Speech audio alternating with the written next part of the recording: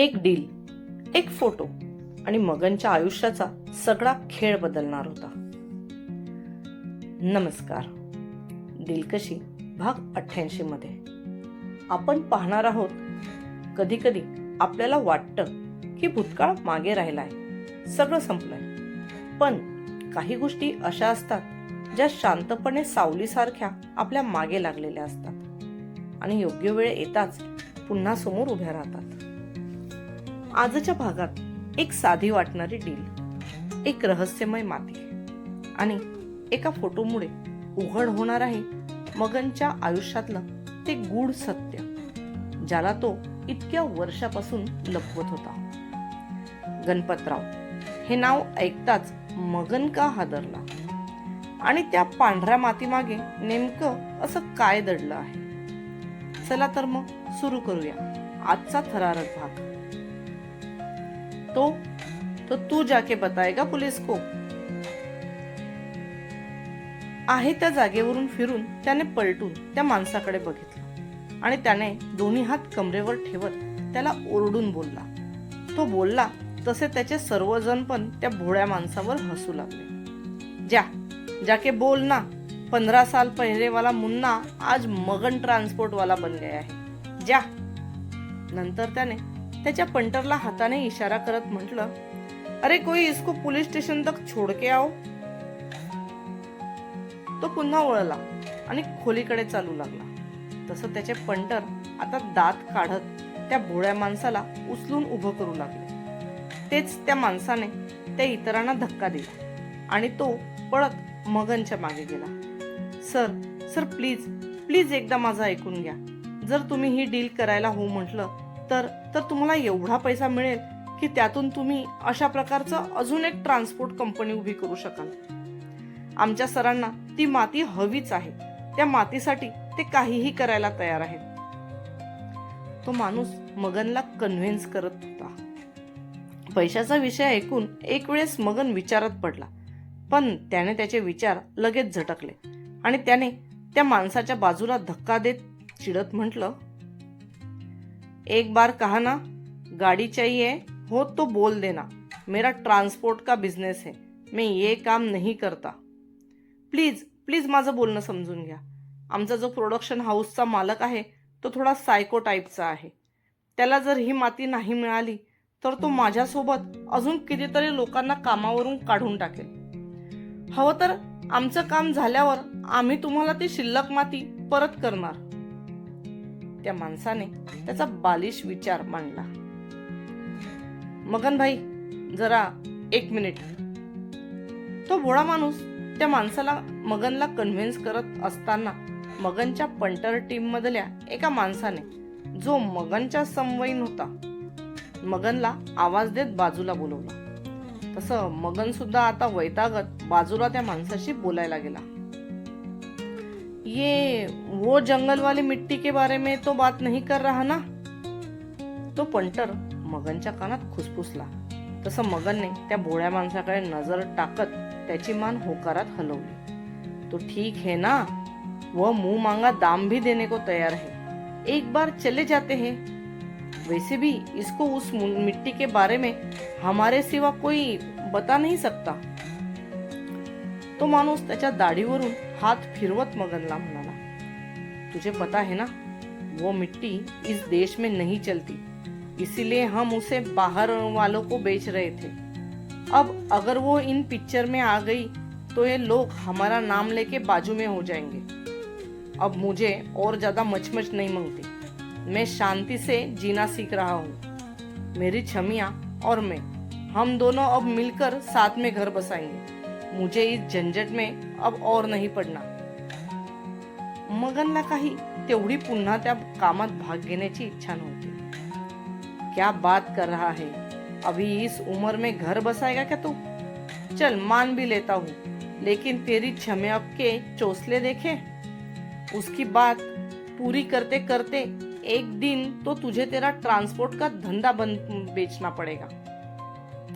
उससे तो अच्छा ये नया वाला लोंडा जो ऑफर लाया है वो ऑफर ले ले. और रही बात किसी को पता चलने की, तो पहले भी बहुत बार तूने ये सब चीजें अच्छे से संभाली है. तो आज भी संभाल ही लेगा। देख, मैंने तुझे समझाने का मेरा काम कर दिया, अब तू तेरी किस्मत।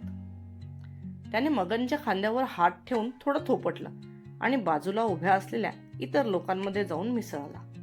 तो गेल्यावर मगन त्याच्या बोलण्याचा विचार करू लागला। अबे चिकने, इधर आ। मगन त्या भोळ्या माणसाला हात करून त्याच्याजवळ बोलवत तसं तो माणूस आता खुशीत लहान मुलासारखा पळत मगन जवळ जाऊन उभा राहिला। कितना माल मागता तेरे को?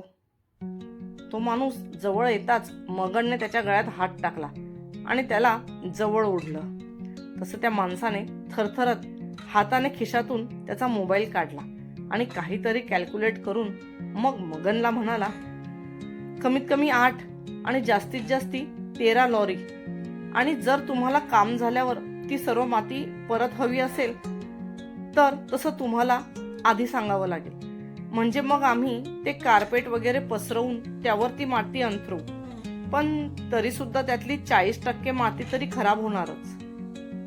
त्याने खिशात मोबाईल ठेवत त्याचे दात विचकवले। मैं उसको वापस लेके भी क्या करूंगा, पर तुम्हें वहीच मिट्टी क्यों चाहिए?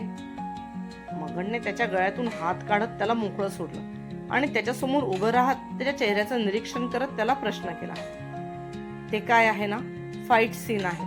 हिरो विलनला पकडण्यासाठी त्याच्या मागे पळत जंगलात शिरणार आणि तो त्याला जिथे पकडणार त्या ठिकाणी त्या प्रकारची माती असेल। भरपूर पावसामुळे त्या मातीत चिखल झाला असेल आणि मग दोघेही त्या मातीच्या चिखलात पूर्ण लोळत एकमेकांशी फाईट करतील।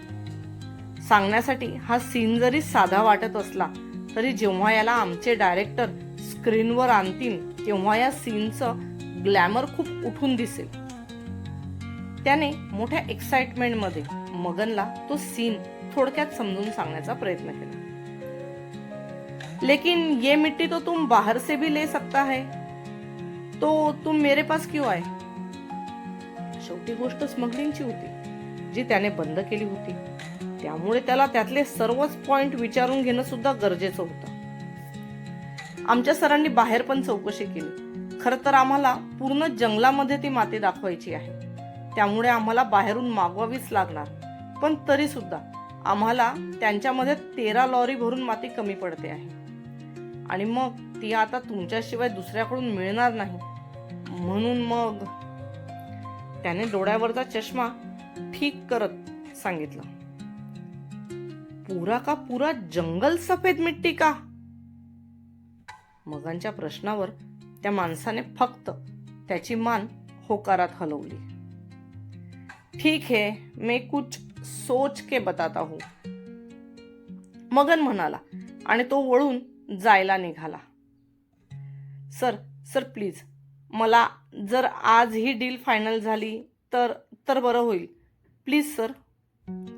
तो माणूस पुन्हा मगनच्या मागे पळत येत त्याला म्हणाला, अरे मैंने बोला ना मैं सोच के बताऊंगा, और अगर इतना ही है तो जहां से पहले मिट्टी ले रहे हो वहीं से ज्यादा ऑर्डर कर दो।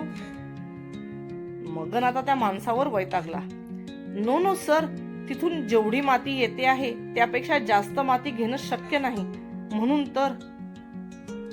तो बिचारा मगनच्या पुन्हा गयावया करू लागला। तो फिर सरकार को क्या बताएंगे, ये मिट्टी कहां से लाए? सर, आम्ही तुमची ही माती दाखवणारच नाही, फक्त बाहेरून आणलेली माती कागदावर दाखवू, म्हणजे तुम्हाला पण काही अडचण येणार नाही आणि आम्हाला पण। त्याने मगनला सांगितलं। तसा मगन आश्चर्याने त्याच्या तोंडाकडे बघू लागला, कारण त्याच्या मनात असलेला प्रश्न त्या माणसाने बरोबर ओळखला होता। नाही म्हणजे या गोष्टीवर मी सरांशी पहिलेच बोललो होतो, कारण आपल्या इंडियात ती माती विकत घेतली तर आमच्यावर पण प्रॉब्लेम होऊ शकेल ना, म्हणून मगनच्या चेहऱ्यावरचं आश्चर्य बघत तो माणूस लगेच बोलला, हाँ ठीक है, मैं सोच के जवाब दूंगा। मगन तरी सुद्धा त्याला लगेच उत्तर देण्याच्या तयारीत नव्हता। चल अभी निकल जा यहाँ से, और जाते वक्त अपना नंबर उस छोकरे को देके जाना, मगन त्याला म्हणाला आणि त्याच्या छमियाच्या खोलीकडे चालत जाऊ लागला। त्यामुळे त्या माणसाने सुद्धा त्याची मान हलवली आणि तो मगनने दाखवलेल्या माणसाजवळ जाऊन त्याचा नंबर त्याला देऊ लागला. चालता चालता मध्येच मगनला काहीतरी आठवलं आणि तो त्या खोलीच्या दरवाजाजवळच थांबला. त्याने तिथूनच पलटून त्या भोळ्या माणसाकडे बघितलं आणि मग त्याला आवाज देत जवळ बोलवून घेतलं. तो माणूस सुद्धा त्याचा मोबाईल नंबर देऊन त्याच्या हातात ती लेदर बॅग सांभाळत फटाफट मगन जवळ येऊन उभा राहिला. वो सब तो ठीक है, मगर मुझे एक बात बता, तुझे पुलिस वालों ने तो मेरा पता बताया नहीं होगा, तो तुझे मेरे बारे में पता कैसे चला? आमचे प्रोडक्शन हाऊसचे मालक भरपूर ठिकाणी शूटिंग निमित्त फिरत असतात. तेव्हाच फिरता फिरता त्यांची ओळख एका माणसाशी झाली. हळूहळू त्या दोघांची मैत्री सुद्धा झाली. असंच एक दिवस त्या पांढऱ्या मातीचा विषय निघाला. तेव्हा त्यांनी तुमचं नाव सुचवलं. आता त्यांना तुमच्याविषयी कसं माहिती ते तर मला माहित नाही. कोणत्या पांढऱ्या मातीसाठी आमची शूटिंग बऱ्याच दिवसापासून अडकली होती. त्यामुळे इनलिगल का असेना, पण ती माती घ्यायचं आम्ही ठरवलं आणि म्हणूनच मी तुमचा तपास करत इथे आलो. त्याने त्याचा चष्मा ठीक करत बत्तीशी दाखवत खूप मोठा कर्तृत्व गाजवल्यासारखं सांगितलं. कौन था वो आदमी जिसको मेरे उस धंधे के बारे में पता था? क्या तुम उसका नाम जानते हो? आता मगनची सुद्धा क्युरियोसिटी वाढली. त्याचं नाव तर नाही माहित, पण आमच्या सरांसोबत काढलेला एक फोटो आहे माझ्याजवळ, असं म्हणत त्याने खिशातून मोबाईल काढला आणि मग त्यातून गॅलरीत स्क्रोल करत करत एक फोटो काढून मगनच्या समोर धरला. पण तो फोटो बघून मगन मात्र बघतच राहिला. त्याला त्या फोटोची मुळीच अपेक्षा नव्हती. गणपतराव साला अभी जिंदा है? फोटोकडे बघण्यात मगन एवढा गुंतला होता की त्याच्या तोंडातून आश्चर्याचे निघालेले उद्गार त्याला तर ऐकायला गेले नाही, पण त्या शेजारी उभ्या असलेल्या माणसाला बरोबर ऐकायला गेले. कधी कधी एका क्षणात सगळं बदलतं. एक फोटो, एक नाव आणि अनेक वर्षापासून दडवून ठेवलेलं सत्य पुन्हा श्वास घ्यायला लागलंय. मगनचा भूतकाळ आता त्याच्या दारात उभा आहे आणि यावेळेस तो फक्त आठवण नाही तर एक वादळ आहे जे सगळं काही उद्ध्वस्त करू शकतं. गणपतराव खरंच जिवंत आहे का?